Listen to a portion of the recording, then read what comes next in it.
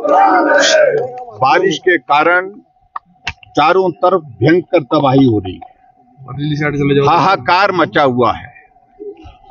और इसलिए आप सुन रहे हैं कि हिमाचल में हाहाकार है, सुखू गया बिहार है और सुखू जी फरार है। इतनी बड़ी आपदा की घड़ी में और विधानसभा का जब सत्र चला हुआ है, मुख्यमंत्री हिमाचल से बिहार गए हैं, कोई और चीज के लिए नहीं, सिर्फ राजनीतिक रैली के लिए गए। इससे बड़ा दुर्भाग्य नहीं हो सकता है। पिछले 3 दिनों से लगातार चंबा जिला का संपर्क टूटा है। हजारों लोग मणिमहेश की यात्रा में गए थे, वो फंसे हुए हैं। वो सुरक्षित हैं या नहीं है, ये जानकारी परिवार के लोगों को नहीं मिल पा रही है, विधायकों को नहीं मिल पा रही है। गांव के गांव बह करके चले गए। और ऐसे में कुल्लू से मनाली का रास्ता पिछले 3 दिनों से बंद पड़ा हुआ है, संपर्क के सारे जरिए बंद हुए पड़े। हजारों की संख्या में टूरिस्ट फंसे हुए हैं, हजारों की संख्या में लोग फंसे हुए हैं। लोगों ने रात भर गाड़ी में रह करके समय निकाला है। लाहौल स्पीति की यह स्थिति है और चंबा के इलाके में तो यह स्थिति है कि राशन पहुंचाना, राशन वहां पर यानी कि खाने के लिए पहुंचे, ये भी इंतजाम करने की आवश्यकता है, जो सरकार अभी तक नहीं कर पाई है। हमारे तीनों विधायक जो चंबा जिला से संबंधित हैं,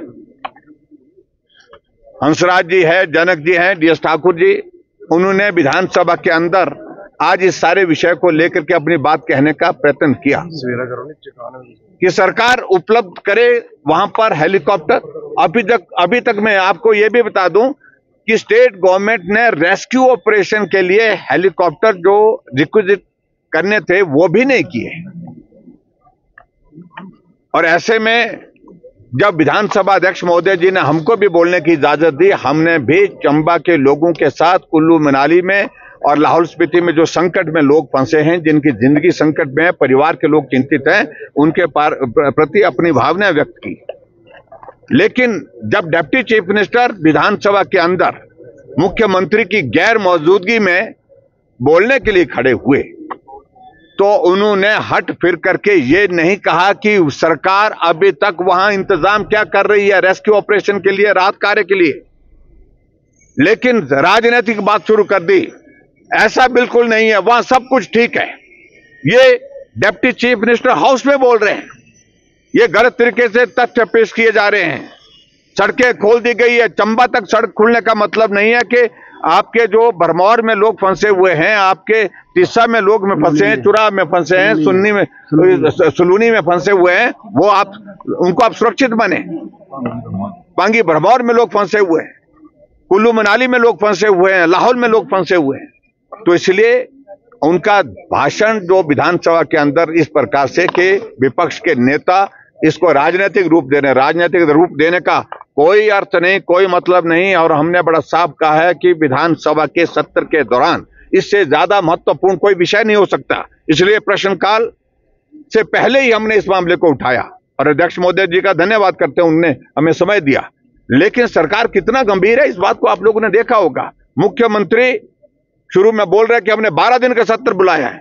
12 दिन के सत्र में पिछले कल से तो वो यहां पर है ही नहीं, 3 दिन हो गए, वो शिमला में इस सत्र में है ही नहीं। और जब आपदा का असर पूरे प्रदेश भर में है, पहले रेवेन्यू मिनिस्टर ने जो भाषण दिया उसमें ये कहा कि जयराम दोषी है। वो इंतजाम क्या कर रहे हैं हिमाचल प्रदेश में आपदा के प्रभावित लोगों के लिए, इसका जिक्र नहीं है, लेकिन सारी बात के लिए जयराम दोषी है। मैं उस सारी चीज में भी नहीं जाना चाहता हूं, लेकिन आज पूरे हिमाचल प्रदेश के सभी विधानसभा क्षेत्र, सभी जिलों में बाढ़ का व्यापक असर हुआ है, हजारों लोग बेघर हो गए हैं। ऐसी सूरत में कौन दोषी है?